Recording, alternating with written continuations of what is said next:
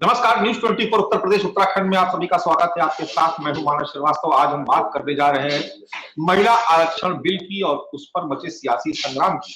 दरअसल भारतीय जनता पार्टी महिला आरक्षण बिल के लोकसभा से पारित होने के बाद से ही लगातार इस बात को कह रही है कि उसके लिए महिला आरक्षण का बिल कोई सियासी एजेंडा नहीं था। दरअसल वो महिला सशक्तिकरण की दिशा में एक ठोस कदम उठाना चाहती थी और इस बिल को पारित करवा करके उसने एक तरीके से अपने कर्तव्यों का निर्वहन किया है। लोकसभा में बोलते हुए अमित शाह ने भी खुद इस बात को स्वीकार किया था कि हो सकता है कि इस काम में थोड़ा विलंब हुआ हो सकता है कि किसी दूसरे दलों के लिए ये एक राजनीतिक एजेंडा हो, लेकिन वो एक लंबी लड़ाई लड़ रहे थे। उनकी पार्टी एक लंबी लड़ाई लड़ रही थी और इस लड़ाई का अब अंत हुआ। देश में महिलाओं के सशक्तिकरण के लिए, सियासत में उनकी उचित भागीदारी के लिए ये कदम उठाया जाना बेहद जरूरी था और इसको राजनीतिक चश्मे से कतई नहीं देखा जाना चाहिए। लेकिन इसके बाद से भी हम देख रहे हैं कि लगातार अलग अलग सियासी दलों के बयान आ रहे हैं।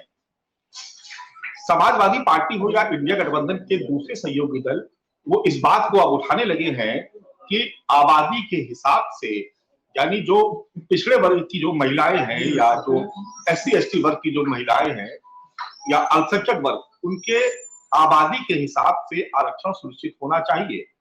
यानी महिलाओं को जो आरक्षण मिल रहा है उसमें उनकी जात के हिसाब से, उनकी जो जनसंख्या है, उनकी जो आबादी है, उस हिसाब से आरक्षण होना चाहिए। हालांकि भारतीय जनता पार्टी बार बार इस बात को दोहरा रही है कि इस तरीके का जो एक सियासी एजेंडा खोला जा रहा है वो उचित नहीं है। इस देश में महिलाओं के हक की लड़ाई लंबे समय से लड़ी जा रही है और नारी जाति का सम्मान शास्त्र सम्मत है। यानी सनातन धर्म जो कहता है उसके मुताबिक देश में महिलाओं का नारी शक्ति की पूजा पहले से ही की जाती रही है। कुछ उदाहरण भी दिए जाते हैं सरकार की तरफ से, जिसमें खास तौर से उज्ज्वला योजना का जिक्र किया जाता है कि माताओं बहनों को धुएं से आजादी दिलाने के लिए मुफ्त गैस सिलेंडर दिए गए उज्ज्वला योजना के तहत। मोदी सरकार का ये नारा भी बहुत चर्चा में रहा, बेटी बचाओ बेटी पढ़ाओ। इसको लेकर के भी जिक्र किया गया और कहा गया कि सरकार, बीजेपी की सरकार या मोदी सरकार लगातार बेटी और महिलाओं के लिए काम करती आ रही है, तो उसमें नया कुछ भी नहीं है। एक तरीके का ये संकल्प था जिसको पूरा किया सरकार ने। इसको बिल्कुल भी, इसमें कहीं भी राजनीति न शामिल है और ना ये कोई राजनीतिक एजेंडा है, ना ही इसका कोई चुनावी लाभ लेने की दृष्टि से उठाया गया कोई कदम है। तो फिर आखिर देश की सियासत में महिलाओं के आरक्षण पर यह सियासी हंगामा क्यों मचा हुआ है, इसको लेकर के आज हम चर्चा करने जा रहे हैं। हमारे साथ तमाम खास मेहमान मौजूद हैं। एक एक कर आप सभी का उनसे परिचय करवा देते हैं। कांग्रेस पार्टी की तरफ से उमाशंकर पांडे जी हमारे साथ इस चर्चा में शामिल हो रहे हैं। राष्ट्रीय लोकदल के प्रवक्ता रोहित अग्रवाल जी भी हमारे साथ इस चर्चा में भागीदारी करेंगे। बीजेपी की प्रवक्ता चेतना पांडे जी, समाजवादी पार्टी के प्रवक्ता दीपक रंजन जी और सुहेल देव भारतीय समाज पार्टी के जैनेन्द्र अर्कवंशी जी भी इस चर्चा में हमारे साथ शामिल हो। इसके अलावा वरिष्ठ पत्रकार विजय उपाध्याय जी भी इस चर्चा में हमारे साथ भागीदारी कर रहे हैं। चेतना पांडे जी के पास मैं जाना चाहता था लेकिन वो स्क्रीन पे नजर नहीं आ रही है। फिलहाल चलते हैं हम सबसे पहले दीपक रंजन जी के पास, समाजवादी पार्टी के प्रवक्ता है। दीपक जी, समाजवादी पार्टी की तरफ से अधिकृत बयान आया जिसमें अखिलेश यादव जी का भी जिक्र किया गया। मेरे ख्याल से निश्चित तौर पर आपने वो बयान भी पढ़ा ही होगा कि जिसमें कहा जा रहा है कि महिलाओं को जो आरक्षण दिया जा रहा है उसमें उनकी आबादी सुनिश्चित, अभी उनकी आबादी को देखते हुए यह आरक्षण सुनिश्चित किया जाना चाहिए। तो आखिर एक बिल जिस पर सभी ने सहमति जताई, उसको पारित करवाया, उस पर अब असहमति क्यों हो रही है? देखिए मानस जी, गणेश उत्सव का पावन पर्व चल रहा है। आप सभी लोगों को गणेश उत्सव की हार्दिक बधाई, शुभकामनाएं। देखिए, भारतीय जनता पार्टी देर आई, सुस्त आई और फिर भी नहीं दुरुस्त आई। समाजवादी पार्टी निरंतर कहती चली आ रही है कि हमने महिला आरक्षण में, मैं अपने सभी बहनों को, महिला बहनों को मैं बधाई देना चाहता हूं, लेकिन किस क्लियरिटी के साथ ये महिला बिल को लेकर के, इनकी टाइमिंग पे हमें संदेह, इनकी टाइमिंग पे आप गौर करिए। क्योंकि देखिए, भारतीय जनता पार्टी इसका पॉलिटिकल माइलेज लेना चाहती है।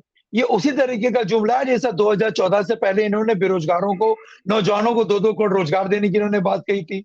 15-15 लाख रुपए सबके खाते में इन्होंने देने की बात कही थी।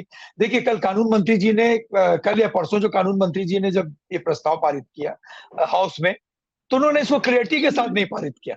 अभी देखिए सबसे बड़ी बात है, समाजवादी पार्टी निरंतर कहती चली आ रही है कास्ट सेंसस की बात। कास्ट सेंसस से इतना पीछे क्यों हटते हैं ये? पहले तो देखिए इसमें सबसे बड़ी बात तो ये है कि कास्ट सेंसस होगा, उसके बाद डिलिमिटेशन होगा, उसके बाद कब ये इंप्लीमेंट होगा? अभी 5 राज्यों के चुनाव है, 2024 में जो है 2-4-6 महीने बाद लोकसभा के चुनाव है। तो ये जनता को क्लियरली क्यों नहीं बताना चाहती, हमारी महिला बहनों को अधर में क्यों लटका? ये तो देखिए इसी तरीके से इन्होंने तस्तरी में, इन्होंने प्लेट में लड्डू तो ला करके रख दिया, लेकिन जब लोग बढ़े उसकी तरफ उसको खाने के लिए तो उन्हें प्लेट खिसका लिया, हटा लिया ना, और कहा भाई अभी आप इस लड्डू को नहीं खा सकते, जब मैं बोलूंगा तब आपको इस लड्डू को खाना है। तो भारतीय जनता पार्टी देखिए इसका पॉलिटिकल माइलेज लेना चाहती है, और समाजवादी पार्टी आज नहीं, समाजवादी पार्टी निरंतर इस पक्ष में रही है कि आखिर ओबीसी कैटेगरी को और पीडीए को इसमें क्यों नहीं शामिल किया है। भारतीय जनता पार्टी जातीय जनगणना से इतना पीछे क्यों हट रही? देखिए जब जातीय जनगणना हो जाएगी तो उसके बाद एक्चुअल फिगर, एक्चुअल लोगों की कास्ट निकल करके सामने आ जाएगी, उसके बाद आप डिलिमिटेशन कराओगे, उसके बाद ये 2029 में भी पारित हो जाए, इंप्लीमेंट हो जाए, ये बड़ी बात है। तो एक झुंझुना इन्होंने पकड़ा दिया है। देखिए 9.5 साल से मानस जी इनकी सरकार केंद्र में है, और 2014 में आदरणीय दिवंगत सुषमा स्वराज जी ने ये कहा था कि अगर हमारी फुल मैंडेट की पूर्ण बहुमत की मेरी सरकार आएगी तो हमारे पहले एजेंडे में कि हम सबसे पहले महिला आरक्षण विधेयक बिल को हम पास करने का काम करेंगे। दूसरी बात, इसको राज्यसभा और विधान परिषद से इसको अलग क्यों रखा गया? या आखिर ओबीसी कैटेगरी को उसमें शामिल करने से इतना पीछे क्यों हट रहा है? क्योंकि Bharatiya Janata party OBC category को कभी आगे मुख्य धारा में लाने नहीं चाहती। देखिए समाजवादी पार्टी है, आप फूलन देवी का जीता जागता उदाहरण है।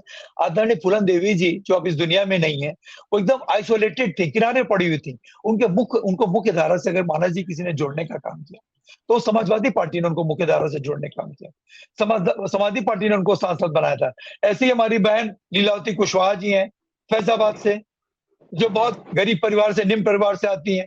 उनको समाजवादी पार्टी के आदरणीय संस्थापक नेताजी ने जो है उनको एमएलसी बना करके उनको महिला सभा का प्रदेश अध्यक्ष बनाने का काम किया। तो भारतीय जनता पार्टी कितना पीछे क्यों हट रही है? और 9.5 साल से इनको इसकी याद नहीं आई, वो भी 2029 में इंप्लीमेंट हो जाए, ये बड़ी बात है। भाई 9.5 साल तो आपने वो बर्बाद किया, और आगे का 6 साल।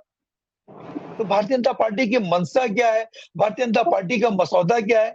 देखिए फिर भी देखिए ये आया और समाजवादी पार्टी ने इसमें कोई रोड़ा ना अटकाते हुए खुले दिल से इसका स्वागत किया और इसका समर्थन किया। लेकिन साथ ही साथ समाजवादी पार्टी ये भी चाहती है कि पीडीए को इसमें शामिल किया जाए, क्योंकि पीडीए को बिना शामिल किए महिलाओं को उनका पूरा हक नहीं देने का काम कर रही है भारतीय जनता पार्टी। पांडे जी के पास चलते हैं, हमारे साथ जुड़ चुकी है चेतना जी। बहुत स्वागत है आपका इस चर्चा में।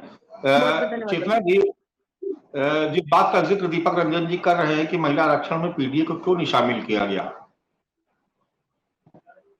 जी भाई साहब, जिस बात का दीपक रंजन जी जिक्र कर रहे हैं कि पीडीए यानी पिछड़ा दलित अल्पसंख्यक, जो डिमांड है इनकी कि जो महिलाओं को आरक्षण दिया गया उसमें उनका भी आबादी के अनुपात में उनको हिस्सेदारी सुनिश्चित की जानी चाहिए।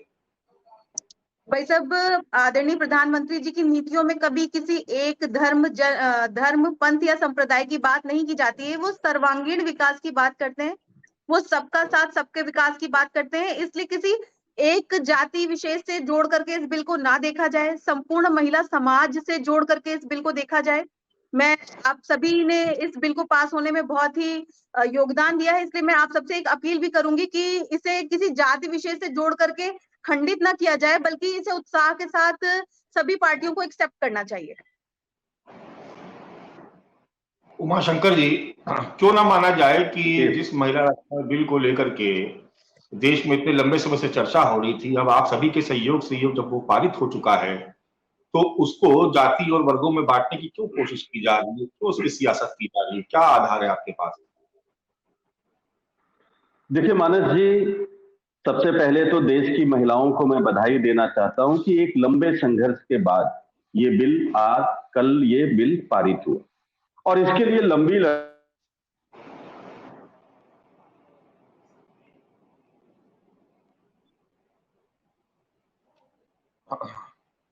उमा शंकर जी, आपके कनेक्शन में कुछ प्रॉब्लम हो रही है, आपका ऑडियो ब्रेक हो गया है। अगर आप मुझे सुन पा रहे हो तो प्लीज अपने ऑडियो को ठीक करवा लीजिए। रोहित अग्रवाल जी के पास चलते हैं। रोहित जी, वही सवाल जो मैंने उमा शंकर जी से पूछा कि जब आप सबने मिलकर इसको पारित करवा दिया तो अब इस पे सियासत क्यों? नहीं, सियासत की कोई बात ही नहीं, सियासत कोई कर ही नहीं रहा है भाई। हम तो ये कह रहे हैं कि भैया विशेष सत्र बुला के लाए हो, भाई स्पेशल सदन लेके आए हो आप ना भाई। आपने रेगुलर सदन में तो पास किया नहीं, पेश मानस किया जी नहीं ये मेरी बिल। आवाज आ आप रही है? स्पेशल सदन लेके आए हो और भाई स्पेशल आपकी आवाज सदन के अंदर, दोबारा आपका उमा शंकर जी, रोहित जी की बात कंप्लीट है, फिर आपके पास दोबारा आ रहा हूँ जी। हाँ, रोहित जी अगर आप कंप्लीट। स्पेशल सदन लेके आए हो तो स्पेशल सदन के अंदर आपको कुछ स्पेशल चीजें प्रस्तुत करनी चाहिए थी, जैसे कि महिला बिल को प्रस्तुत करने के बाद वो 2024 में एप्लीकेबल हो जाए। परंतु ये तो 2024 में एप्लीकेबल नहीं हो रहा, ये तो आपने निश्चितकालीन इसको बस्ते में डाल दिया। आपने एक लॉलीपॉप दी महिलाओं को, एक झुंझुना, एक नया जुमला दिया महिलाओं को, और उसके बाद एक ठंडे बस्ते में डाल के छोड़ दिया। अब क्या होगा, व्हाट नेक्स्ट, कब लागू होगा, कैसे लागू होगा, किसी को कुछ नहीं पता, क्योंकि अब जनगणना होगी, डिलिमिटेशन होगा, जो 2026 तक तो वैसे भी नहीं हो सकता है, क्योंकि 15 साल के लिए अटल बिहारी वाजपेयी जी ने रोक दिया था 2001 में कि कोई भी डिलिमिटेशन 25 साल के लिए नहीं हो सकता। तो ऐसी स्थिति में पहले तो जनगणना होगी, जनगणना जो 2021 में होनी थी भाजपा की सरकार में, और भाजपा की सरकार ने 2021 में नहीं होने दी। तो अब वो जनगणना क्या आपको लगता है चुनाव के बाद भारतीय जनता पार्टी होने देगी? क्योंकि भारतीय जनता पार्टी को पता है जब जनगणना होगी तो मुद्दा उठेगा कि साहब आप जातिगत जनगणना क्यों नहीं करा रहे हैं, क्योंकि जातिगत जनगणना एक आज देश की मांग है। अरे भैया, आप किसी को भी कुछ भी आप परोस रहे हो, आप स्थिति ये है कि जहां पे आरक्षण 27% है, वहां पे लोगों को जो नौकरी देने की बारी आ रही है तो 2% भी नहीं मिल रही है। तो ऐसी स्थिति में आप तो खाली गुमराह करने का काम कर रहे हो। आप महिलाओं का बिल लेके आए, हमने उसका समर्थन किया क्योंकि ये हमारी बहुत पुरानी मांग थी। चौधरी चरण सिंह जी ने 1977 में ये मांग रखी थी, तब भी भारतीय जनता पार्टी बैकआउट हो गई थी। 1989 में भी इस बिल को कांग्रेस लेके आई थी, उस समय लालकृष्ण अडवाणी और मुरली मनोहर जोशी, अटल बिहारी वाजपेयी, इन सब ने इस बिल के खिलाफ वोटिंग की थी। 2010 में जब कांग्रेस ने पास करवाया राज्यसभा से, तो लोकसभा में कांग्रेस ने, बीजेपी ने मदद करने से मना कर दिया कि लोकसभा में वो मदद नहीं करेंगे पास होने में। ऐसी स्थिति में 2014 से 2024 तक जब आपको दिखा कि अब तो सरकार हमारी चली जाएगी, अब तो हम किसी भी तरीके से हम सत्ता में नहीं आ पाएंगे, आप एक नया जुमला लेके चले आए बहनों के लिए। हमने आपका समर्थन इसलिए किया क्योंकि हमारी पुरानी मांग थी ये, तो हमें समर्थन करना था इसको कि भाई ठीक है, अच्छी बात है। लेकिन इस बिल के अंदर जितनी खामियां हैं, क्योंकि ये बिल लागू कब होगा, ये गर्द के अंधेरे में है, ये भविष्य के अंधेरे में है कि बिल लागू कब होगा, इसमें कोई क्लैरिटी नहीं है। क्योंकि अभी तो जनगणना होगी और जनगणना होने के बाद डिलिमिटेशन होगा ऑफ द बॉर्डर्स, है ना, तो वो कब होगा, है ना, कब जनगणना होगी, ये खुद में एक लंबा प्रोसेस है, और डिलिमिटेशन खुद में एक लंबा प्रोसेस है। तो 2034 तक तो ये बिल कहीं भी इम्प्लीमेंट होते हुए दिख नहीं रहा। तो इसलिए सीधे सीधे जुमला है, और जुमला होने के कारण ये कहीं ना कहीं दर्द दे रहा है महिलाओं को। शंकर जी, राहुल गांधी ने सदन में बोलते हुए कहा कि बिल ये अधूरा है, इसमें ओबीसी का आरक्षण इसमें होना चाहिए था आबादी के हिसाब से।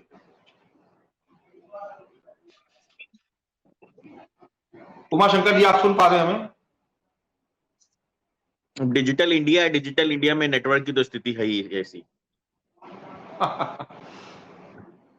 चलिए, मैं एक बार रिक्वेस्ट करूंगा अपने यार से कि उमा शंकर जी को प्रॉपरली कनेक्ट करें ताकि उन तक आवाज हमारी पहुंच सके। जैनेंद्र अर्कवंशी जी, विपक्ष के हमले लगातार महिला आरक्षण बिल पर जारी है।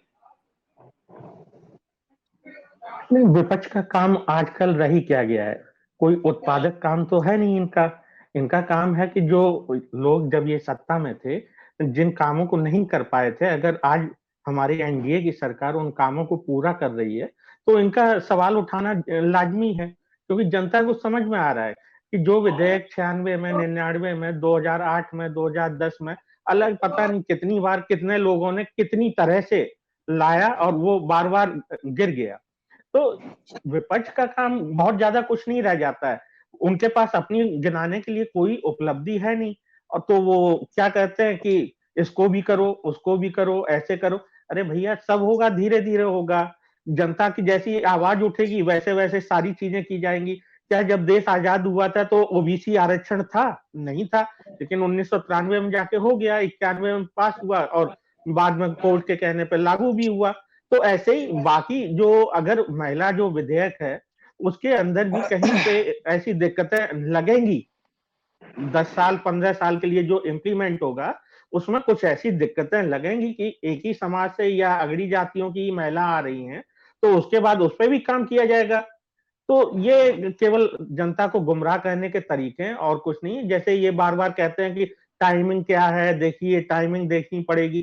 एक बात बताइए, भारत एक चुनाव प्रधान देश है, ठीक, पर्व प्रधान देश होने के साथ साथ भी यहाँ पे हर साल 6 चुनाव होते हैं औसतन, 6 राज्यों में या अलग अलग केंद्र शासित राज्यों में, ठीक। तो आपको देखना पड़ेगा कि हर साल जो चुनाव हो रहे हैं उसी के लिए माननीय मोदी जी एक देश एक चुनाव ला रहे हैं, जिससे कि विपक्ष ये ना कह पाए कि आप देखिए टाइमिंग अरे देखिए, भाजपा वाले तो टाइमिंग कह रहे हैं हम देखिए, नहीं ला रहे टाइमिंग हैं। देखिए।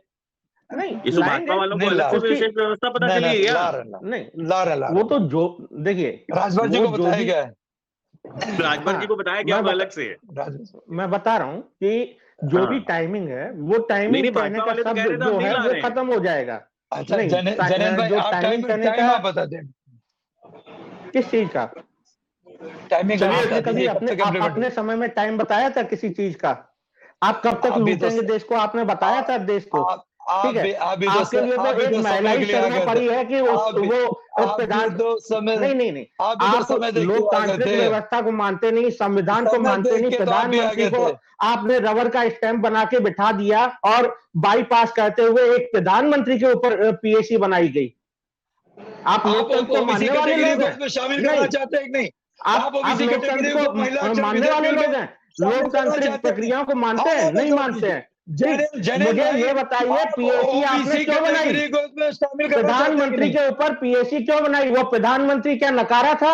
आपने एक नकारा प्रधानमंत्री दिया देश को? अच्छा, महिला विधेयक नहीं में, नहीं, आरक्षण इसका बिल जवाब में कांग्रेस अब देगा। नहीं नहीं, इसका जवाब कांग्रेस देगी कि समाजवादी बनाना पार्टी चाहते हैं देगी? कि नहीं? कांग्रेस देगी, ये नहीं नहीं, अभी तो इसका है ना, जवाब ये कौन साथ देगा? में मतलब सवाल, अभी मतलब करेगी अभी कांग्रेस ये सवाल है ना, पूछोगे समाजवादी इंडी पार्टी जो से? यही गठबंधन है दोहरा उसके चरित्र साथ है। है। अरे ठीक भाई, है, इसका अब जवाब दोहरा समाजवादी चरित्र नहीं पार्टी है, देगी कि कांग्रेस आप देगी? दोहरा चरित्र मैं बताता हूँ। आप उत्तर अच्छा, प्रदेश में तो ओबीसी माताओं बहनों भाई के साहब, के साथ जो 2019 अत्याचार में होते हैं 2019 उसके में लिए भाजपा आवाज की सरकार उठाते थी। हैं। राजस्थान और में उस सरकार को 2019 में सपोर्ट पुनः करते हैं। भाजपा की सरकार राजस्थान के करना। अंदर जहाँ और अत्याचार हो शामिल महिलाओं करोगे के, कि पूरे नहीं? देश में अत्याचार पिछड़े हो रहे वर्ग को हैं। करना चाहते हो आप शामिल कि नहीं? आप खुद जवाब दीजिए, क्या रालोद दोषी नहीं है? रालोद भी दोषी है। और कैसे दोषी है? उत्तर प्रदेश में तो आप माताओं बहनों के प्रति एक भी अपराध होता है झंडा गाड़ देते हैं, झंडा गाड़ देते हैं, बैठ जाते हैं। लेकिन राजस्थान का आप मुझे बताते नहीं है कि राजस्थान जहां देश में सबसे ज्यादा बलात्कार होते हैं वहां आप उस सरकार के साथ हैं, उसके ऊपर तो आपने आज तक चर्चा नहीं की। अरे चलिए, आप देखिए, मैं ये बता दूं, ठीक उत्तर है, आप प्रदेश गठबंधन में बलात्कार थे, का आपसे बन चुका सवाल है। नहीं पूछा जाएगा, उत्तर प्रदेश कांग्रेस के से अंदर सवाल पूछा एनसीआरबी जाएगा। के डेटा के अनुसार उत्तर प्रदेश के अंदर सबसे ज्यादा बलात्कार हुए हैं। उत्तर प्रदेश के उत्तर अंदर महिला प्रदेश के क्राइम के अंदर अंदर उत्तर प्रति प्रदेश लाख नंबर पे 1 पे सबसे है। कम आपकी 27वें नंबर जानकारी पे के लिए आता बता है। दूं। और यहाँ पे जिस डिबेट ये देश है कि की पिछड़ों का आबादी हक क्यों जितनी मार रहे ज्यादा हो? होगी, जिस प्रदेश की आपसे आबादी पूछा जितनी जा रहा है, ज्यादा पिछड़ों का होगी, हक क्यों मार क्राइम रहे रेट हो? वहां पे ज्यादा दिखेगा आपको। लेकिन प्रति लाख आबादी पे क्राइम रेट आप देखेंगे तो उत्तर और प्रदेश अगर आप क्राइम 27वें रेट की नंबर पे बात आप। कर रहे हो तो कल ही लखनऊ उत्तर प्रदेश की राजधानी के अंदर एक बेटी को गोली मार के हत्या कर दी गई है। और क्राइम की आप बात राजस्थान कर में रहे हो तो आपको कल दिखाई ही नहीं देता है? कानपुर के अंदर एक बेटी के साथ नहीं, आपको राजस्थान ये शांत हो रही है। उमाशंकर जी हमारे साथ जुड़ चुके कांग्रेस के प्रवक्ता है, जी। उनका बयान आना, उनकी राय जानना ये बेहद किस जरूरी है। पार्टी के नेताजी? ये किस पार्टी के नेताजी हैं? जी जी ये किस पार्टी के नेताजी हैं? वो उस पर बाद में चर्चा कर लेंगे। उमाशंकर जी, राहुल गांधी जी ने जी, मनोज बयान जी। दिया कि आधा अधूरा है, इसमें ओबीसी वर्ग की महिलाओं के लिए उनकी भागीदारी सुनिश्चित नहीं है। जब आप लोगों को इतनी आपत्ति थी तो फिर समर्थन नहीं करना चाहिए था? समर्थन भी करेंगे और सियासत भी, दोनों काम कैसे चलेगा एक साथ? देखिए मनोज जी, आपने बहुत महत्वपूर्ण प्रश्न उठाया है। अगर कांग्रेस पार्टी इस बिल के समर्थन में नहीं खड़ी होती तो ये महिला आरक्षण बिल फिर अटक जाता। 27 साल का जो लंबा इंतजार था वो आज फिर महिलाओं के लिए निराशाजनक दिन होता। इसलिए कांग्रेस पार्टी ने महिला आरक्षण बिल को पारित कराने के लिए इस पे समर्थन किया और इंडिया के सभी साथियों ने इस पर समर्थन किया। लेकिन हकीकत यह है कि अगर आप कह रहे हैं कि हम सबका साथ सबके विकास की बात करते हैं, हम जाति और धर्म की बात नहीं करते हैं, तो फिर SC ST को तो उसमें रिजर्वेशन है। अगर SC ST को रिजर्वेशन है तो महिलाओं को, OBC महिलाओं को भी रिजर्वेशन दिया जा सकता था। उससे क्यों OBC महिलाओं को क्यों वंचित किया जा रहा है?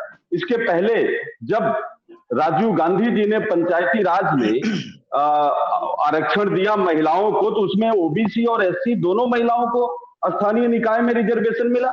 तो इसमें OBC महिलाओं को वंचित करने का मतलब है भारतीय जनता पार्टी का जो OBC विरोधी चेहरा है वो साफ हो गया, वो स्पष्ट हो गया कि भारतीय जनता पार्टी नागपुर के मुख्यालय से चलती है, जिसमें ओबीसी का विरोध है। और मैं एक बात और स्पष्ट कर दूं, भारतीय जनता पार्टी के मूल में महिला विरोध है।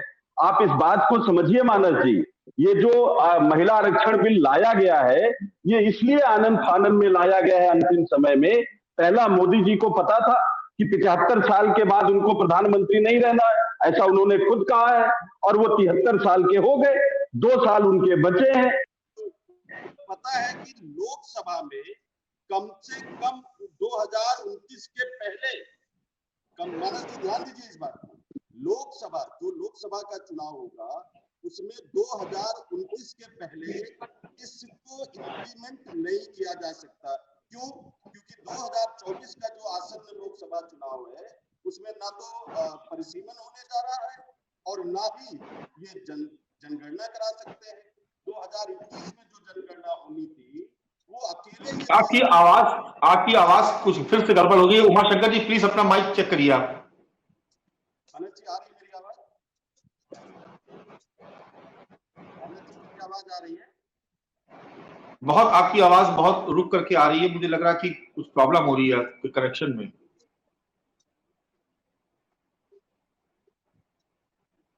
मानस जी आ रही है मेरी आवाज?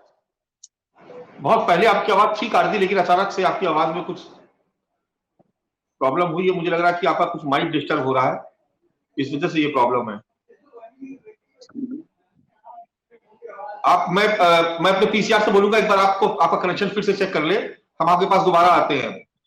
विजय उपाध्याय जी, क्या लग रहा है कि 2024 महिला आरक्षण बिल एक बड़ा मुद्दा होगा, सियासी मुद्दा? जी देखिए, ये जो महिला आरक्षण बिल है ये बहुत ही रोचक है।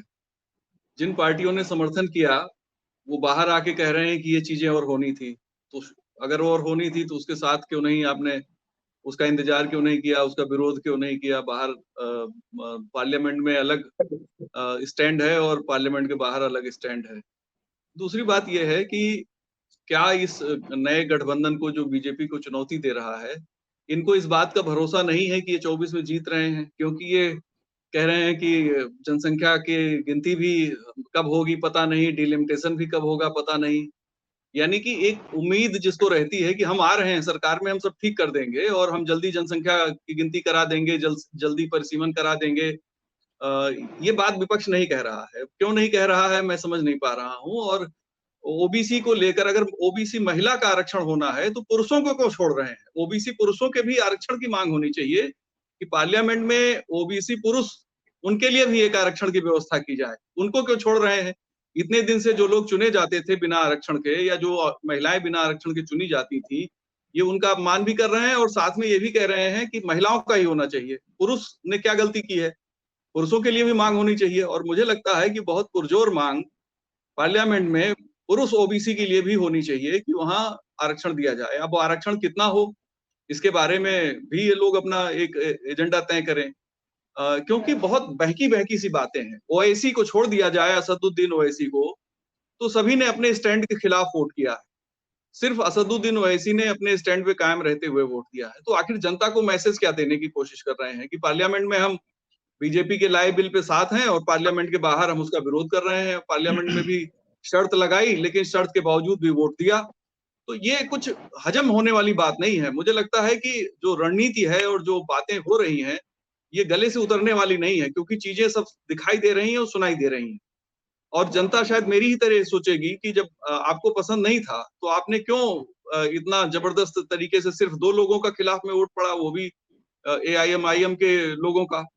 उन्होंने कहा कि भाई हम नहीं देंगे, उन्होंने नहीं दिया, उन्होंने विरोध किया, उन्होंने कहा ये इसमें कमियां हैं, उन्होंने नहीं दिया। बाकी लोगों ने तो दे दिया। तो ये स्टैंड मानस जी मेरी समझ में नहीं आ रहा है कि एक तरफ तो पास करवा दिया, दूसरी तरफ सवाल ढेर सारे हैं और सवाल में ऐसे सवाल भी हैं कि 24 के बाद भी भाजपा ही सरकार चलाएगी, कब जनसंख्या गिनती कराएगी और कब डिलिमिटेशन कराएगी, ये सवाल अभी से उठ रहा है। ये मेरी समझ में नहीं आ रहा है कि इस तरह से क्यों कहा जा रहा है। ये कॉन्फिडेंस की कमी लगती है। उमाशंकर जी फिर से जुड़ चुके हैं हमारे साथ। उमाशंकर मैं ऐसा नहीं कहूंगा, विपक्ष में कॉन्फिडेंस बहुत है, मैं ऐसा नहीं कहूंगा, लेकिन कोई रणनीतिक गलती यहाँ भी हो रही है जो पार्लियामेंट के अंदर कर दिया इन लोगों ने। ठीक बात है। उमाशंकर जी अपनी बात कंप्लीट करिए। अनम्यूट करिए, उमाशंकर जी अनम्यूट करिए अपनी माइक को।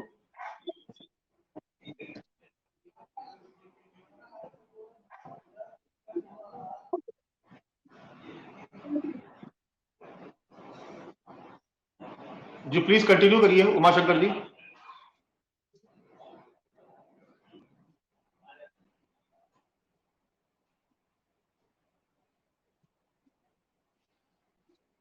आज पता नहीं क्या बात है, कांग्रेस का कनेक्शन बार बार यूज हो जा रहा है। चेतना भाजपा पांडे जी। कार्यालय से डिजिटल इंडिया का डी बिगाड़ दिया गया है। नहीं, चेतना जी की आवाज साफ आ रही है। वैसे भी महिलाओं के आरक्षण का बिल पास हुआ है तो कुछ तो जोश नजर आएगा ही ना। चेतना जी, आप बताइए। आप अपने तमाम साथियों को सुन रही है जो अलग अलग सियासी दल से आते हैं। जी। एक सीधा आरोप है कि सिर्फ चुनावी फायदे के लिए आपने इस बिल को जल्दीबाजी में पारित करवा दिया। ओबीसी आरक्षण की जो बात राहुल गांधी सदन में उठा रहे थे उस पर भी चर्चा होनी चाहिए थी, ऐसी डिमांड, यानी वो कह रहे बिल अधूरा है। तो निश्चित तौर पर अगर कमजोर वर्ग की महिलाएं हैं, अगर उनको वो स्थान नहीं मिलेगा तो फिर बिल की जो मंशा है वो तो अधूरी ही रह जाएगी ना। पहले तो मैं स्पष्ट कर दूं कि महिलाएं कभी कमजोर नहीं हैं। और रही दूसरी बात कि भाई साहब, महिलाओं को विशेष वर्गों में नहीं बांटा जाए। संपूर्ण समाज की महिलाओं को लेकर के प्रधानमंत्री जी की योजनाओं में सदैव जिक्र होता रहा है। उन्होंने चाहे उज्ज्वला योजना हो, चाहे प्रधानमंत्री आवास योजना हो, चाहे शौचालय की योजना हो, वो कभी किसी विशेष जाति, धर्म, पंथ या संप्रदाय को देख करके नहीं दी गई हैं। उनमें किसी तरीके का आरक्षण कभी फिर किसी और विपक्षी पार्टी ने उनमें भी आरक्षण की मांग क्यों नहीं की? योजनाओं के लिए भी तो आरक्षण की मांग कर सकते हैं ना वो। वहां पर वो सभी लोगों को एक साथ चलने की बात करते हैं। फिर जब 454 वोट पड़े लोकसभा में, उसके बाद में बाहर आकर के सिर्फ जनता को भ्रांति फैला करके बरगलाने का प्रयास क्यों किया जा रहा है? जी, लेकिन मैडम एक बात तो ये उठेगी ना कि जाति जनगणना की जो बात हो रही है, तो बगैर आपके पास अगर डाटा नहीं है तो फिर कैसे आप उचित भागीदारी दे पाएंगे? ये भी तो सवाल विपक्ष के साथी खड़ा कर ही रहे हैं ना। तो सवाल तो ये भी है मैडम। भाई साहब, ये केंद्र का विषय है और इस पे समसामयिक चर्चा सदैव सदन में होती रहती है और जल्दी ही इसका भी निस्तारण केंद्र सरकार द्वारा किया जाएगा। ऐसा मैडम, आखिरी बार कब सदन में चर्चा हुई थी इसके ऊपर? भाई साहब, अभी थोड़े दिन पहले ही जनगणना का विषय हुआ था। कितने दिन पहले? सदन में चर्चा भी हुई थी। अरे मैडम, थोड़े दिन पहले मतलब 2023 में ही हुई थी? नहीं, बिल्कुल 2023 में ही हुई थी। मार्च के समय भी ये विषय उठा था और आपकी पार्टी की तरफ से और भी विपक्षी पार्टियों की तरफ से इस पे विषय उठा करके कई सारे अनर्गल आरोप लगा करके आप लोग अगली बार पढ़ के आइएगा मैडम। अगली बार सेंसस ऑफ इंडिया, चेतना जी क्या कह रहा है? सेंसस ऑफ इंडिया क्या कह रहा है? वो तो केंद्र सरकार की एक संस्था है सेंसस ऑफ इंडिया। वो क्या कह रहा है? आखिरी कब हुई थी इस पे सर्वदलीय बैठक या कोई भी बैठक इस पे कब बुलाई गई थी?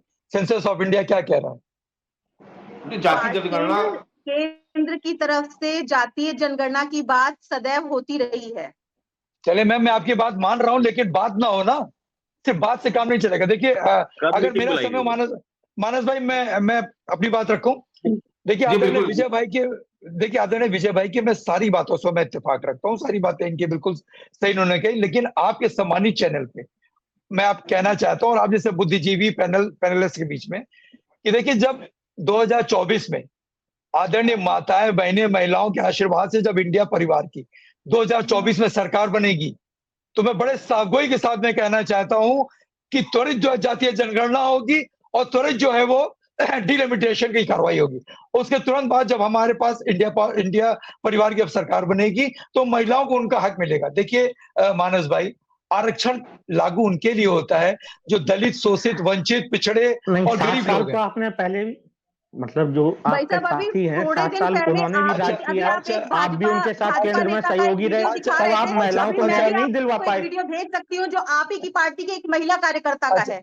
तो आप मैं दूसरी चीज आता हूँ, महिलाओं को जितना सम्मान देते हैं, आपके राष्ट्रीय अध्यक्ष क्या कहते थे कि लड़कों से गलती हो जाती है, लड़कों से गलती हो जाती है, ये आपके राष्ट्रीय अध्यक्ष के बोल थे।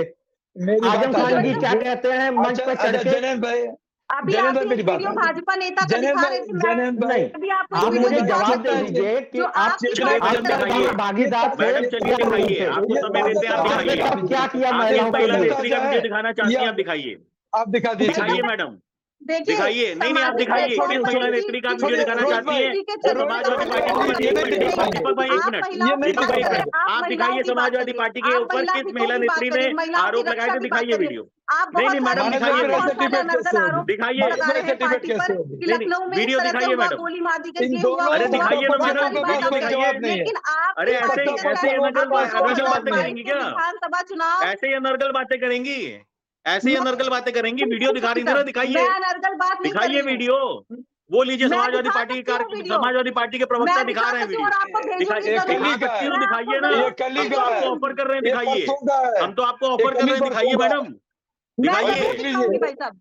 चाल मैं चलन किसी चरित्र दिखाइए देख ना। वीडियो लीजिए। सेव नहीं कब करती हूँ। दिखाएंगी? मैं वीडियो सेव नहीं करती, लेकिन आप अरे मुझे मुद्दे- भेजिए कौन सी जरूर। बात देखिए है, सर, मतलब देखिए सर, अनर्गल बात- बात है, आपको ये पता नहीं देखिए कि सर, आदमी का बात- जन्मदिन बात की मानस बात नहीं कब आना हुई पा थी, रही है, मीटिंग कब तो हुई कैसे थी, आदमी बात वीडियो कर आपके रहा पास है नहीं, अब ये खाली बात बस को आपको कहाँ यहाँ से पे कहाँ घुमा रहे हैं? पर झूठ योगी ने परोसना है। 2010 में क्या कहा था? महिला आरक्षण जी, दीपक रंजन जी, चेतना पांडे जी अकेली योगी- महिला स्टैंडिंग में हमारे साथ हैं। थोड़ा सा पूरा बोलिए। सम्मान है इनके लिए, पूरा सम्मान। देखिए हमको नहीं कहाँ नहीं, अगर बोलने दे महिला रहे? होने के नाते हमें क्या डिबेट बोलने करनी है दे तो हम रहे? अपना सारा समय चेतना पांडे जी को दे देते हैं। परंतु अगर भाजपा प्रवक्ता से आप डिबेट करा रहे हैं तो सवाल तो पूछेंगे ना, मैं- जिनको ये भी नहीं पता आप कि बिल्कुल- जनगणना आप की बिल्कुल आखिरी सवाल- बैठक आप कब हुई बिल्कुल थी। सवाल अच्छा, तो पूछिए, मेरी- अगर मेरी भाजपा बात- प्रवक्ता से हम आपका बात कर रहे हैं करने का तो सबका ठीक है, अधिकार और है। अगर मेरी- महिला होने के नाते आप कह रहे हैं बात कर रहे हैं तो हम पूरा समय इनको दे देते हैं। आप इन्हीं से बात कर लीजिए, हम सुनने को तैयार है महिला होने आपकी के नाते। आवाज आ रही मेरी है। मेरी मेरी बहन मेरी एक बात आ जाए दीजिए। बड़ी मुश्किल से हमारा फिर से कनेक्शन स्थापित हो पाया। दीपक भाई प्लीज आपके पास आएंगे। उमा शंकर जी का आज कनेक्शन थोड़ा सा मुझे लग रहा है कि प्रॉब्लम हो गई है। उमा शंकर जी अपनी बात कंप्लीट करिए। मैं राहुल गांधी जी के उस भाषण का जिक्र कर रहा था जिसमें उन्होंने इस बिल को अधूरा बिल बताया, सिर्फ इसलिए कि उसमें ओबीसी वर्ग की महिलाओं के आरक्षण का स्पष्टीकरण नहीं है। मानस जी, मेरी आवाज आ रही है? जी बिल्कुल आ रही है, प्रॉपर आ रही है। ठीक है, देखिए ये बातों वाली सरकार है मानस जी, इसलिए कनेक्शन फेल हो रहा है, क्योंकि डाटा डेटा और तमाम बातें ये करते हैं। आप देख लीजिए 5G के जमाने में भी चल नहीं पा रहा है। ये है इसका असली डाटा है चेहरा। ना आटा है। देखिए मानस जी, राहुल गांधी जी ने जो कहा, उन्होंने बाकायदे आंकड़े देकर बताया जनता इनको दिखा रही बांटा है। 90 सचिवों में महज 3 सचिव ओबीसी कैटेगरी के आते हैं। ये भी राहुल गांधी जी ने अपने भाषण में जिक्र किया।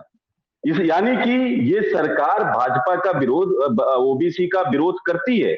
69,000 शिक्षकों की भर्ती में आपने देखा कि कैसे ओबीसी अभ्यर्थियों को आज तक नौकरी नहीं मिल पाई और वो कोर्ट के चक्कर लगा रहे हैं। ऐसे तमाम मुद्दे हैं जहां पर इनका ओबीसी विरोध और महिला विरोध दिखाई देता है। अमित शाह जी खड़े हो गए, बोले वो प्रधानमंत्री जी जो है वो ओबीसी कैटेगरी से आते हैं। अरे प्रधानमंत्री जी तो आते हैं, हम मानते हैं, लेकिन उनका रिमोट कंट्रोल तो नागपुर से चलता है।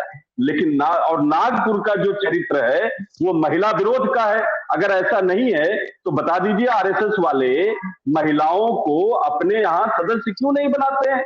एक भी सरसंघ चालक महिला नहीं बनी, ना महिला सदस्य आरएसएस में होती है। यानी कि ये उनका महिला विरोध है। योगी आदित्यनाथ जी ने 2010 में क्या कहा था इस बिल के विरोध में?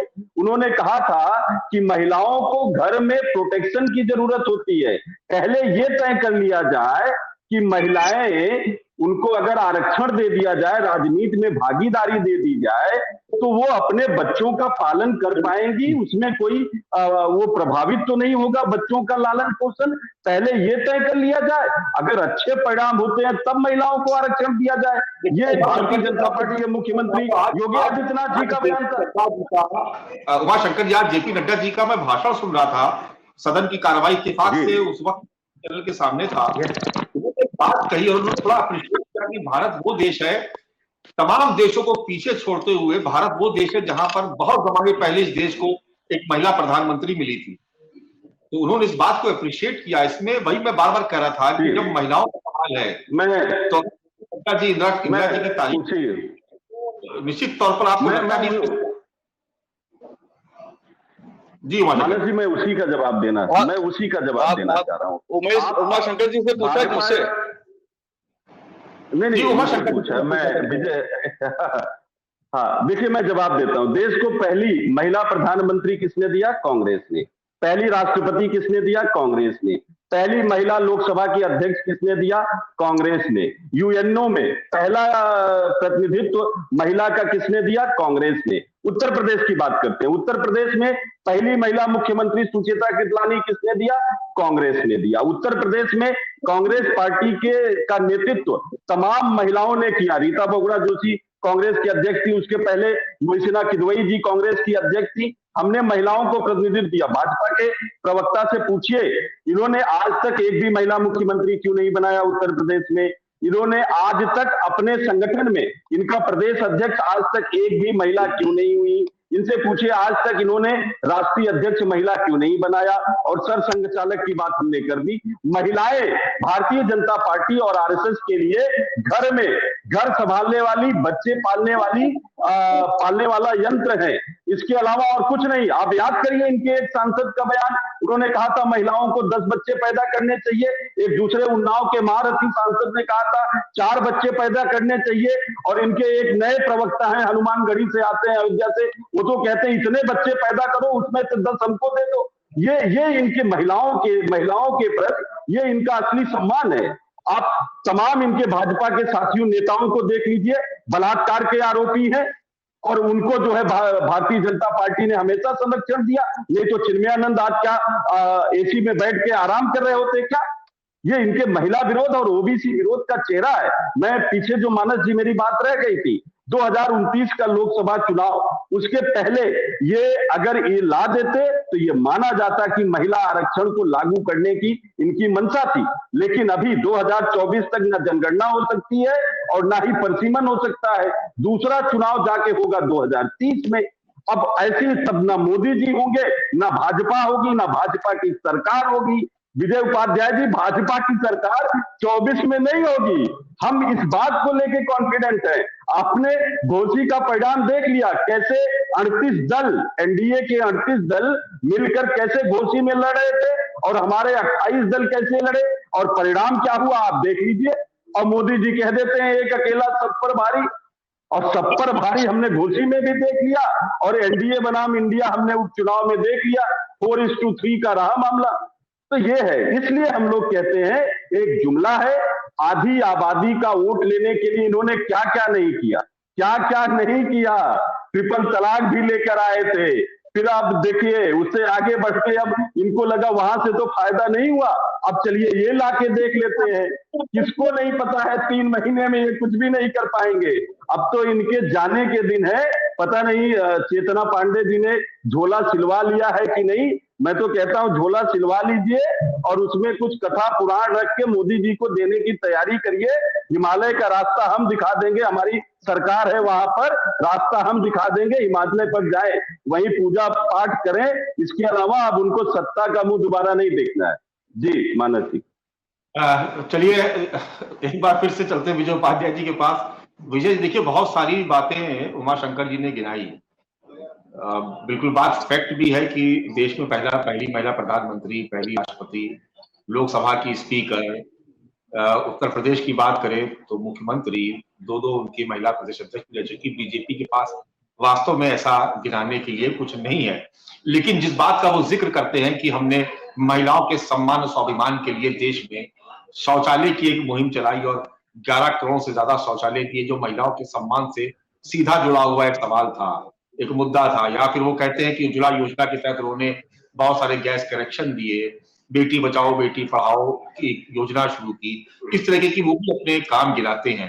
तो मैं आपसे वही सवाल जो मैं पहले पूछ रहा था कि ये क्या एक बड़ा चुनावी मुद्दा, क्योंकि देखिए यहाँ लड़ाई क्षेत्रवाद और संप्रदाय की नहीं है, यहाँ आधी आबादी पे सीधे सीधे अपने एकाधिकार की है कि कौन जो है, कौन इंडिया गठबंधन या एनडीए कौन आधी आबादी को अपने पाले में ले जाएगा। ये बहुत कुछ डिपेंड करेगा। मुझे लगता है कि शायद इससे बड़ा वोट बैंक, अगर महिलाओं को अगर एक वोट बैंक के नजर से हम देखें, आधी आबादी के नजरिए से देखें, तो ये बड़ा एक रणनीतिक प्रयास आपको लगता है कि बीजेपी की तरफ से खेला गया, जिसपे निश्चित तौर पर इंडिया गठबंधन भी पलटवार जरूर करेगा, कर भी रहा। देखिए मानस जी, रिजर्वेशन से इस देश में कभी बहुमत की सरकारें नहीं बनी है। जिस व्यक्ति ने रिजर्वेशन दिया है, जिसने उसकी पैरवी की, उसकी बहुमत की सरकार जल्दी नहीं बनी। समाजवादी पार्टी की बहुमत की सरकार बनने के लिए रिजर्वेशन के बाद कितने सालों तक दशकों तक इंतजार करना पड़ा, और बसपा की भी सरकार दशकों तक इंतजार करने के बाद बहुमत की बन पाई। तो रिजर्वेशन से नहीं बनती। मैं ऐसा नहीं मानता हूं कि इस रिजर्वेशन देने से आधी आबादी कोई बीजेपी के साथ खड़ी हो जाएगी। वो बिल्कुल नहीं खड़ी होगी, इस वजह से कि उसे चुनाव लड़ने के लिए रिजर्वेशन मिल गया। क्योंकि पंचायत चुनाव का हश्र हम देख रहे हैं। पांडे जी ने काफी बातें उसमें की, कई रिजर्वेशन बताए, लेकिन एक रिजर्वेशन इन्होंने छोड़ दिया। सामान्य महिला का भी रिजर्वेशन पंचायत चुनाव में है, नगर निगमों में और ग्राम पंचायतों में, दोनों जगह। चाहे सामान्य महिला हो, चाहे पिछड़ी महिला हो, और चाहे दलित महिला हो, इन सब में वही चुनाव लड़ पाती है जिसके पास प्रधान है तो 15 लाख, क्षेत्र पंचायत सदस्य है तो कम से कम 5 से 7 लाख, और जिला पंचायत सदस्य लड़ रही है तो कम से कम 30 लाख रुपए अगर उसके परिवार के पास है, तभी वो चुनाव में कूद पाती है और तभी जीतती है, नहीं तो नहीं जीती। हम लाख नैतिकता की बात कर लें, आदर्शवाद की बात कर लें, कहीं भी सक्सेसफुल नहीं है ये सारी नैतिकता और आदर्शवाद की बातें हमारे डेमोक्रेसी में मनी पावर चलती है। तो पंचायत चुनाव का रिजल्ट हमारे सामने है। अब इसके बाद आप देखिए कि जनरल इलेक्शन में क्या है। जनरल इलेक्शन में अगर Sonia Gandhi, Maneka Gandhi member of parliament हैं, तो स्वामी प्रसाद मौर्य की बेटी भी है, कांता करदम भी है, और वो जो साध्वी है वो भी है। यानी कि पिछड़े दलित का जहां रिजर्वेशन है, वहां जो महिलाएं राजनीति में सक्रिय हैं, वो राजनीति में जीत भी रही हैं। हमेशा कोई नहीं जीतता, तो जीत भी रही हैं। और ऐसा नहीं है कि अगर रिजर्वेशन नहीं था महिलाओं का तो उनकी राजनीति में भागीदारी कमजोर थी। उनकी राजनीति में भागीदारी थी, चूंकि हमारी सोसाइटी में महिलाएं, हमारी सोसाइटी क्यों, पूरी दुनिया में महिलाएं राजनीति में उस तरह से भागीदारी नहीं करती हैं जैसा पुरुष करते हैं। और जो मुद्दे हैं महिलाओं से जुड़े हुए, ये बात ठीक है, जैसे आप कह रहे थे कि भाई शौचालय है, मैं कहता हूं कि जी कह रहे हैं कुछ मानस जी आप? ना आप अपनी कंप्लीट करिए। अच्छा, मैं कह रहा हूं कि जैसे शौचालय है, उसमें कंडे रख रहे हैं लोग गांव में, लेकिन एक असेट तो है, बारिश के मौसम में जब जरूरत पड़ेगी वो कंडे निकल जाएंगे, शौचालय के तौर पे इस्तेमाल हो जाएगा। उज्ज्वला योजना में सही है कि गैस सिलेंडर के रेट बढ़ गए, लेकिन जब जरूरत होती है, कोई रिलेटिव आता है या उनके पास एक संसाधन मौजूद है और वो अगर पैसे हैं तो गैस भराते हैं, नहीं पैसे हैं तो, और अब तो खैर उसमें थोड़ी सुविधा भी दे दी गई है। और कुछ राज्यों में तो 500 में सिलेंडर देने का ऐलान भी किया, 500 में राजस्थान ने किया, तो 450 मध्य प्रदेश ने कर दिया। तो एक तरीके से वहां भी स्कोप है कि रेट उनके रिवाइज होंगे। और ये रेट बढ़े भी क्यों, यूक्रेन और रूस के वार की वजह से बढ़े, चूंकि गैस का प्रोडक्शन तो हमारे देश में उस तरह से होता नहीं। तो ये जो परिस्थितियां हैं, इन परिस्थितियों में राजनीति का रास्ता किस तरफ जाएगा, अगर इस बात को आप देखेंगे तो मैं ऐसा मानता हूं कि जो लोकप्रिय योजनाएं अभी तक इनकी रही हैं भारतीय जनता पार्टी की, वो इनके लिए ज्यादा कारगर साबित होंगी। रिजर्वेशन के मुद्दे पे इनको चुनाव में फायदा उस तरह का नहीं मिल पाएगा जैसा अभी विपक्ष सोच रहा है कि सत्ता पक्ष को मिल जाएगा। मेरा मानना है कि ऐसा नहीं है कि पूरी जो 50% महिलाएं हैं, पूरी की पूरी महिलाएं, या उसमें से मेजर पोर्शन चला जाएगा बीजेपी के साथ। जो बीजेपी को देना चाहता है वो बीजेपी को ही देगा। वो इसलिए नहीं कटेगा कि आपने विपक्ष मुद्दा उठा देगा कि ओबीसी का रिजर्वेशन नहीं इसलिए मत दीजिए। जिन ओबीसी को देना है वो देंगे। अब मैं आपको बताऊं, एक राजनीति की बात अगर करें उत्तर प्रदेश की, जो ओबीसी की राजनीति की बात करते हैं, 79 जातियां हैं ओबीसी में, मंडल आयोग में, और उन 79 जातियों में 9 जातियों का नाम तो पता होगा अग्रवाल साहब को, रोहित जी को। बाकी जो 70 जातियां हैं नाम गिनाते, बहुत मुश्किल होगी। वजह यही है, 66 जातियां दलितों में हैं, 6 जातियों का नाम आप गिना देंगे, लेकिन बाकी 60 जातियों का नाम कौन गिनाएगा? तो वो जो जातियां हैं जिनकी आबादी 1.5%, 1%, आधा परसेंट, 0.25%, वो जो चंक बनता है 30% का ओबीसी में, जिसको मैं एमबीसी कहता हूं, जिनकी सरकारी नौकरियों में भागीदारी कम है, जिनके मेंबर ऑफ पार्लियामेंट नहीं है, जिनके यहां से विधानसभा में कोई नहीं गया, जिनके जिला पंचायत सदस्य भी नहीं बन पाते हैं, यानी शैक्षिक, आर्थिक और सामाजिक रूप से असली पिछड़े जो हैं वो वही हैं।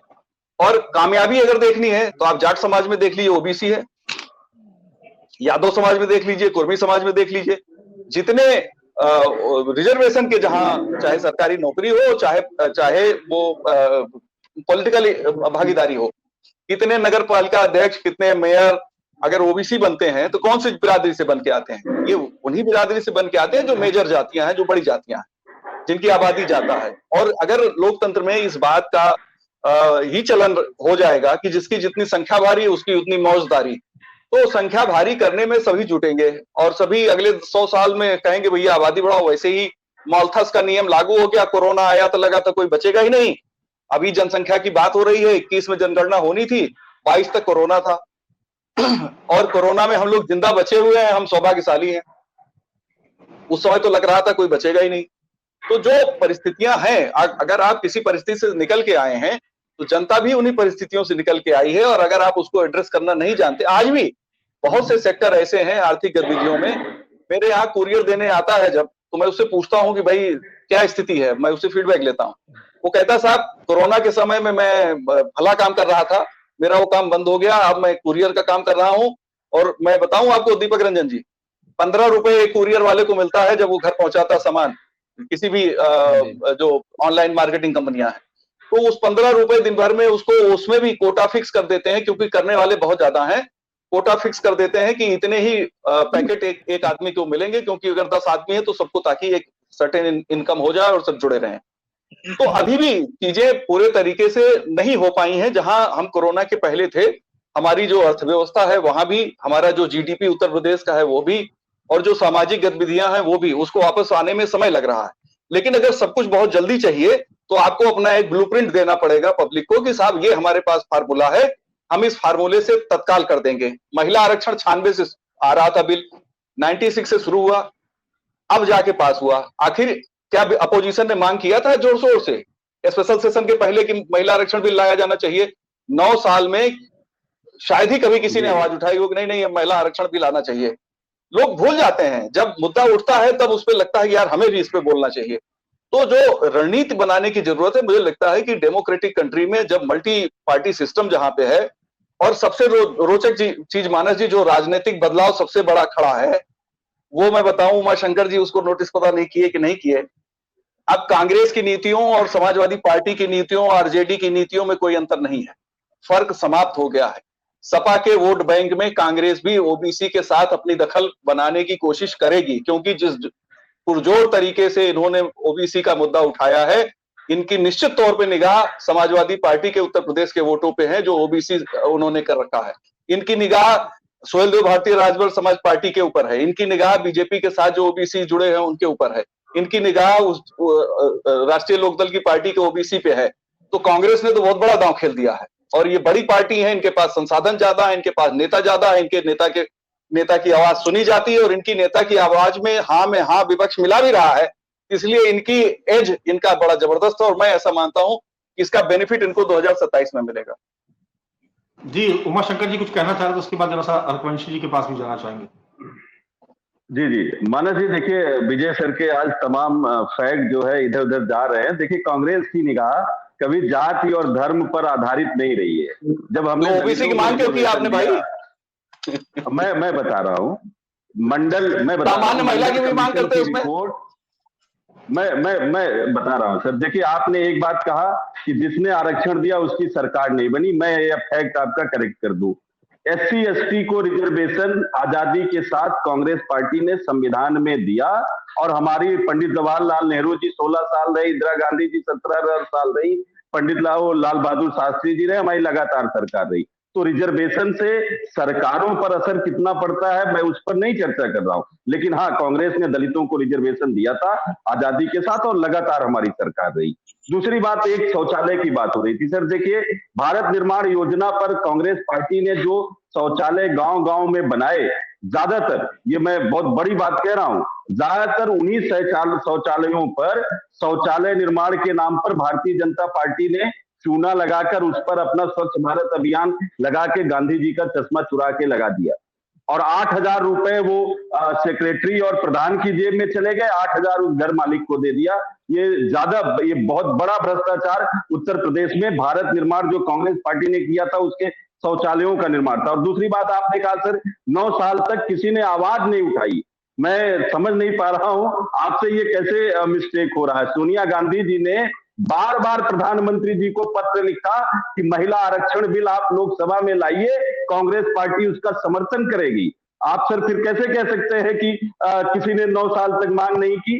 सोनिया गांधी जी का पत्र आप कैसे भूल सकते हैं? इतना बड़ा मिस्टेक सर आपसे नहीं हो सकता। और आप मुस्कुरा भी रहे हैं इसलिए, और आपने लगे हुए शब्दों में आज आपने आरक्षण का विरोध किया। आपने कहा यादव और कुर्मी वो कैसे समृद्धशाली हो गए? क्या आप उनके मेरा ये कहने का मतलब नहीं था। नहीं, गलत, पांडे जी गलत व्याख्या कर रहे हैं, नहीं मानते हैं, गलत व्याख्या कर रहे हैं आप गलत। मैंने कहा कि वो कुरियर वाले का उदाहरण दिया आपने सर, नहीं, कुरियर वाले का दोनों चीजें अलग अलग है, आप ये समझने का पेड़ है। आप ये कहना चाह रहे थे कि बगैर आरक्षण के अपने दम पर लोग आगे बढ़ गए। हाँ, आगे बढ़ते हैं लोग, इसमें कोई दो राय नहीं है, लेकिन आरक्षण का अपना एक विशेष स्थान है जिसने जातियों को, जिसने दलितों को, पिछड़े वर्ग के लोगों को और महिलाओं को भी राजनीतिक और सामाजिक रूप से सशक्त बनाने के लिए पंचायती राज एक्ट में जो राजीव गांधी जी ने तो क्यों पास कराया आपने महिला बिल बिना आरक्षण के? और एक और आपने सर लास्ट बात, मानस जी लास्ट बात, एक और बात आपने कहा सामान्य महिलाओं का आरक्षण, मैं भूल गया सर, सामान्य महिलाओं के लिए आरक्षण का प्राविधान नहीं है। ओबीसी और दलित महिलाओं का पंचायती राज कानून में रिजर्वेशन है। बाकी जो सीट है खरगवाल कैसे है लखनऊ में, उसमें खरगवाल भी लड़ सकता है, उसमें कोई भी लड़ सकता है सर, उसमें कोई भी लड़ सकता है। महिला सामान्य है, उसलिए रोहित जी बता दीजिए भैया महिला सामान्य है। महिला अच्छा सर, एक महिला सामान्य, जो सर महिला सामान्य सीट, सामान्य महिला, क्या ओबीसी की महिला सामान्य महिला है ना, तो वो ओपन सीट है सर, उसमें कोई भी लड़ सकता है, आप लड़ा दीजिए। पांडे जी ठीक कह रहे हैं, पांडे जी देखिए ठीक बात है, पांडे जी अपने तथ्य रख रहे हैं, परंतु एक बात समझनी पड़ेगी कि विजय भाई ने कहीं तो मिस्टेक कर दी, क्योंकि हर पार्टी ने जो इंडिया गठबंधन के अंदर है उनके मैनिफेस्टो में कहीं ना कहीं महिला आरक्षण बिल की बात होती रही थी। राष्ट्रीय लोकदल ने स्वयं 2022 के चुनाव में जो मैनिफेस्टो जारी किया था उसका महिला आरक्षण में 50% महिलाओं को आरक्षण देने की हमने बात की थी। हमने कहा था कि आधी आबादी है, आधी आबादी को 50% आरक्षण मिलना चाहिए। तो उपाध्याय जी कहीं ना कहीं थोड़ा सा चूक गए हैं इसमें, बाकी इसको मानना चाहिए कि कोई गलती नहीं है उसको मानने में, फैक्चुअली गलत हो गया है उसको मानने में उसमें कोई डिबेट नहीं है। देखिए हमने घोषणा पत्र में आपने लिखा है, लेकिन वो डिमांड उस तरह से नहीं की जैसे क्या उठाए नहीं है। अगर फैक्ट्स कहीं गलत हुए तो फैक्ट्स को सुधारे जा सकते हैं। नहीं हमारे ठीक है, आपके घोषणा पत्र में है, आपने पब्लिक में नहीं शोर मचाया। और अर्घवंशी सवाल, घोषणा पत्र पब्लिक के लिए छापते हैं महाराज, और क्या अपने कार्यालय में रखने के लिए छापते हैं? अर्घवंशी जी धन्यवाद। जाति जनगणना की मांग फिर से उठाएंगे आप, जिसको आप भूल गए थे बीजेपी के साथ आने के बाद? सवाल को दोबारा रिपीट कर दीजिए सर। जाति जनगणना की जो मांग आप जोर शोर से उठाते थे बीजेपी के साथ आने के बाद, जिसको आप भूल गए हैं, क्या आप फिर से बदले हुए माहौल में उस मांग को दोबारा उठाएंगे? अरे यहाँ मंत्री बना दे रहे हैं आप, और नया जो पैतरा फेंक दे रहे हैं। अरे यहाँ मंत्री तो पहले बन ले, वो मांग तो पूरी कर लेंगे, मंत्री बना दो। टोकेंगे तो आप अगली बार में नंबर आना है, मतलब घर मिलाना, बाहर मिला, बार पहले मंत्री तो बन जाए भाई साहब। अरे मंत्री वाली मांग बहुत मजबूत है, वो मांग हम भी उठा रहे हैं इनके लिए। अरे ओम प्रकाश राजभर जी को मंत्री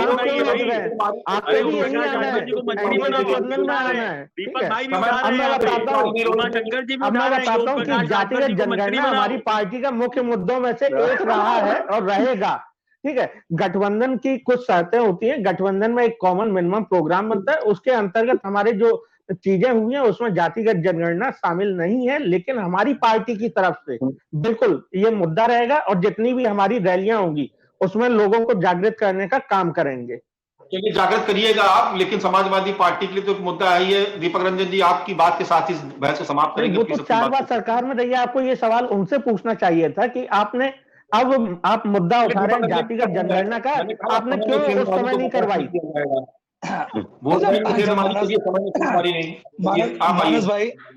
मानस भाई, रोहित भाई और उमाशंकर भाई ने कहा कि ना डाटा है ना बाटा है, और जनता इनको कर रही टाटा है ये। और अभी हमारी बहन ने कहा कि देखिए ऐसा आरक्षण आता है दबे पिछले और शोषित वंचित लोगों के लिए, उनके लिए आरक्षण आता है, इसीलिए समाजवादी पार्टी निरंतर मांग कर रही है कि ओबीसी कैटेगरी को, पीडीए को इसमें शामिल किया जाए। वरना जिस तरह का आरक्षण आया है विजय भाई, वो आरक्षण जो है उसमें बड़े घराने और राजघराने के लोग ही इसका लाभ उठाएंगे, इसका फायदा उठाएंगे। विजय भाई की माधवराव सिंधिया भी ओबीसी है। माधवराव ओबीसी सिंधिया है, भी जी जी जी जी, ओबीसी है, ओबीसी के। तो मैं नहीं, उसके लिए क्रीमी लेयर की व्यवस्था है, विजय उसके लिए क्रीमी मैं लेयर की विजय भाई व्यवस्था है। मैं विजय भाई की बात को मैं लेके जा रहा हूँ। विजय भाई ने जैसा भी कहा कि ओबीसी में 79 जातियां हैं और SC ST में कई 66 जातियां, बिल्कुल सही कह रहे हैं आप। और हो सकता है 8-10 अनुसूचित की राजनीति से जुड़े हम लोग शायद 6 की जगह 10 बताते, 12 बताते, 16 बताते। इसीलिए तो हम चाहते हैं कि जातीय जनगणना हो, इसीलिए तो हम चाहते हैं कि एक्चुअल फिगर निकल करके आए, इसीलिए तो हम चाहते हैं कि जो दबे कुचले लोग हैं उनकी भी मुख्य धारा से जोड़ा जाए उनको। हम भी तो विजय भाई यही चाह रहे हैं, हम आप ही की बात को मैं आगे बढ़ा रहा हूँ। आपने कहा हम सही है कि हम हो सकता है 16 जाति हम बता दें, उमा शंकर भाई 20 बता दें, रोहित भाई 25 बता दें। समय चूंकि समाप्त हो चुका है, आप सभी को यहीं पे रोकना पड़ेगा। आप सभी का बहुत बहुत शुक्रिया, आज आप सभी सत्ता में शामिल हुए। चेतना पांडे जी आपका, दीपक रंजन जी आपका भी, उमा शंकर जी आपका भी, जैनेन्द्र अर्कवंशी जी और विजय उपाध्याय जी आपका भी बहुत बहुत शुक्रिया, रोहित अग्रवाल जी आपका भी बहुत शुक्रिया। आज हम बात कर रहे थे महिला आरक्षण बिल की और उस बिल को लेकर के मचे सियासी संग्राम की। दरअसल इस बिल के पारित होने के साथ ही देश की सियासत में जातिगत जनगणना को लेकर के और आरक्षण में भागीदारी को लेकर के, हिस्सेदारी को लेकर के एक नया सियासी बवाल खड़ा कर किया गया है। ये कहा जा रहा है समाजवादी पार्टी की तरफ से, इंडिया गठबंधन की तरफ से कि जाति के हिसाब से महिला आरक्षण बिल में महिलाओं के आरक्षण की व्यवस्था होनी चाहिए, यानी पीडीए का वो फार्मूला इस पे भी लागू होना चाहिए महिला आरक्षण बिल में, यानी पिछड़ा, दलित और अल्पसंख्यक वर्ग की महिलाओं का साफ तौर पर स्पष्टीकरण होना चाहिए, साफ तौर पे उनके बारे में जानकारी दी जानी चाहिए कि किस वर्ग की महिलाओं को कितना फीसदी आरक्षण मिलेगा। आज की चर्चा को यहीं पर विराम देना होगा, कल फिर किसी नए विषय के साथ आप सभी के सामने फिर से हाजिर होंगे, तब तक के लिए इजाजत दीजिए, नमस्कार।